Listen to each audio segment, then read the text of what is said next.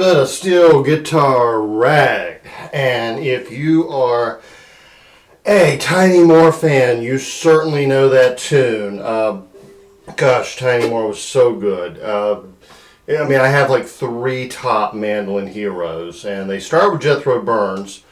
Tiny Moore comes in a very close second, very close, and yeah, I'd probably Dave Grisman, after that. There are a few other guys. I mean, honestly, there are a few other. I mean, Johnny Gimble could play the heck out of a mandolin.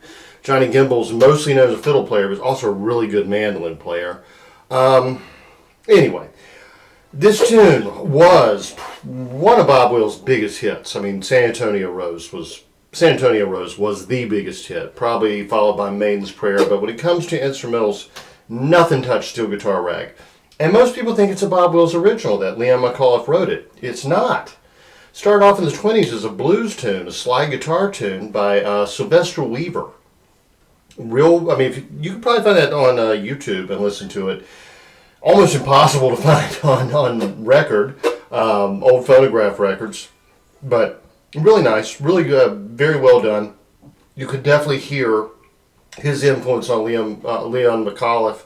I think you could say Sylvester Weaver popularized, well, along with Tampa Red.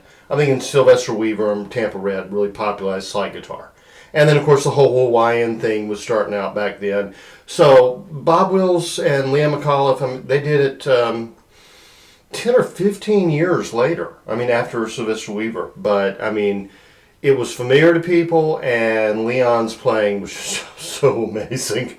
I mean, it really was. And then after that, I mean, I'm a huge Bob Wills fan, After that, every few years, they'd probably cut a new version of it there was... At one point, Bob Wills had like 5 bands. Literally, he was traveling constantly across the country with a band playing at a major place for huge ballroom, with dancers every single night. He was the most popular musician in America, probably the most popular there's ever been. Frank Sinatra even had a clause in his contract that said he wouldn't play within 100 miles of Bob Wills, because he did once, and everybody went to the Bob Wills show, and nobody went to his. I mean, that's how popular Bob Wills was. So let's look into this. It's a simple blues tune, okay? It's a simple 3-chord tune. If I was going to play the chords, I'm going to play probably this E. So I've got my E on top, and what is that? D, E, F, G, F, B flat. Yes, B flat, and then, no, that can't be B flat. D, E, F, G. That's a D, E, F, G, A flat. There we go, and then the B flat's here. It's easier to think of these chords as shapes, honestly. So anyway, I'm just going to sit here like this.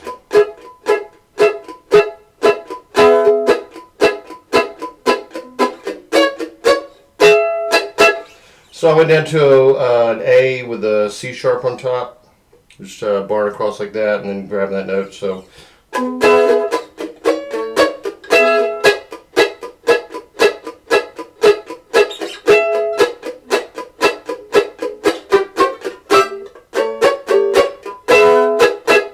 Yeah, A, B, C sharp. So I'm going down here for from a 7 chord and come back. So the chords are no problem. I mean, it's just a simple E, A or A7, and then a B7. So, which, is that right? It sounds right, but I don't think it's right. No?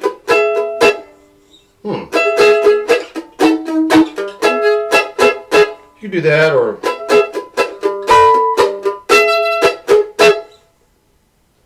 Yeah, there are 1,000 things you could do there, aren't there? I mean, there really are. You could, anyway. Now, let's get into the melody, which is real simple.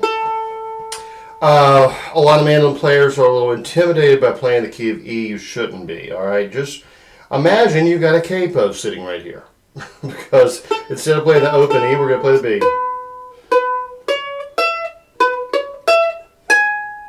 So that's what? B, C sharp, D, G, G sharp, G, G sharp, G flat,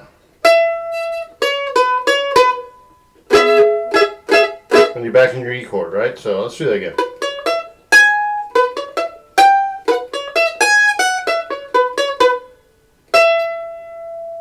Alright, we'll do it again. Now the alteration. Go up here to, what is it, the B? So G down to G flat, E, C sharp.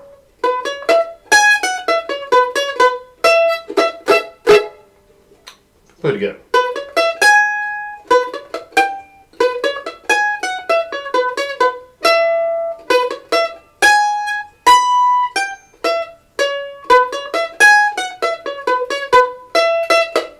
Alright, moving to the next part.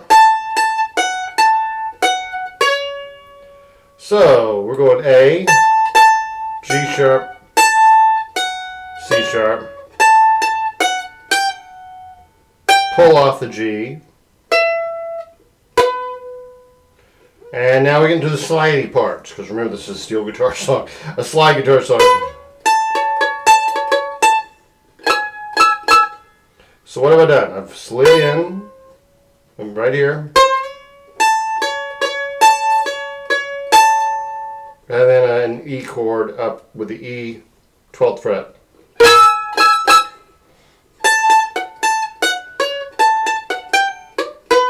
And this time we'll go.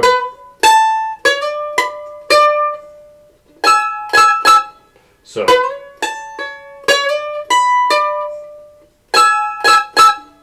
Sounds great, easy as can be, right? I mean, really, it gives that sliding guitar sound, or sliding lap steel, or whatever you think of it. All right, now to the real slidey part, which if you're not used to playing at the neck, could be a little tricky, but it's so simple. We're just gonna go. So for the 10th to 11th fret on the 2nd string. Whoops. So. 12, 9, what is that? 14. If you're looking at frets. What? E, what is it? E, D, B, and that's going to be A flat. Alright, so this is the notes I'm playing.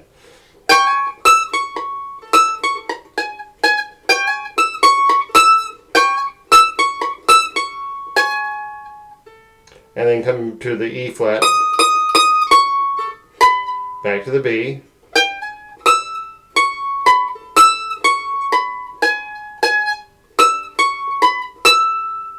and then back to this.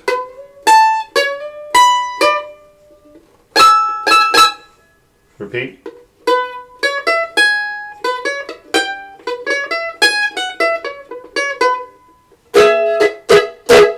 Back to our E chord. That's it. I am sure Tiny Moore played a much better version than I do. I have no doubt about that. Tiny was a monster mandolin player. He was truly one of the greatest of all times. Now, he played a little differently, though, because he played an electric mandolin, usually, well, almost always, and usually played a Fender Mandocaster, which is just such an awesome instrument. And oftentimes it was 5-string Mandocaster. Sometimes he did play an electric 8-string mandolin, but that 5th string gives you so much more. If you ever play jazz or Western swing, if you can find an affordable 5th string, I'd say go for it. And there's some really good like knockoff Mandocasters available, and kits you can buy. In fact, the kits are very good, actually. The pretty decent quality wood, pretty decent quality components. You may have to switch out the pickups. The wiring of the pickups tend to be more of an issue than the structure itself. But listen to some Tiny Moore. There's some great concerts out there of him, and I think it was Austin City Limits with Dave Grisman, and who all was on that? Johnny Gimbel. Yeah, and Jethro Burns. I mean, the four of them playing together just blow your mind. But if you can find it, he also did a book. When Merle Haggard did his Bob Wills tribute album. It kind of repopularized Tiny Moore because he played on the album and he played brilliantly on the album. Oh man, on Maiden's Prayer, you can just, oh wow. But he put out a book and Hag did the intro to it. It's pretty good. It, to my mind, focuses, and this is true of like all mandolin books, they focus so much on fiddle tunes and old time tunes and bluegrass, which of course I do as well, but there really is sort of a gap in there for like blues and western swing mandolin. There's a little bit that's been done. I think Joe Carr did a book, a couple others. My book, Mandolin Mysteries Solved, is very blues based. If you want to learn this music, you basically have three options. One, do everything by ear, which is pretty much what I've done. Two, learn from someone who actually does it, and it's always the best option. Three, get a book, because there's just really not a lot out there. And my book is, in my mind, it really fills a gap. It gives you music theory. It teaches you jazz in a blues context. You can then apply to old time or western swing or blues or bluegrass or country or whatever the heck you want to play. You want to play punk rock on the mandolin, that's totally up to you. You want to play reggae or something else. I mean, there's some great, my word if I heard some great mandolin played in reggae bands. I mean, because Boone, North Carolina, where I grew up, we actually had some like bluegrass reggae bands. They're a lot of fun, trust me. But you get that, you can absolutely play anything on the mandolin. Funk music I've heard on the mandolin, all kinds of crazy stuff. But I think my book, it really opens the doors to play anything, because it's going to give you that structure and that theory in a very approachable style through the idiom, the genre of blues, which is pretty simple in its basic structure. It's all about expression, and that's really the difference between like maybe a classical mandolin book or some of the jazz books that are just so structured that you can't really take that and improvise. You can't put your soul and spirit into it. You can't, express yourself. Blues is all about that expression. So that's why I did it in the way I did it.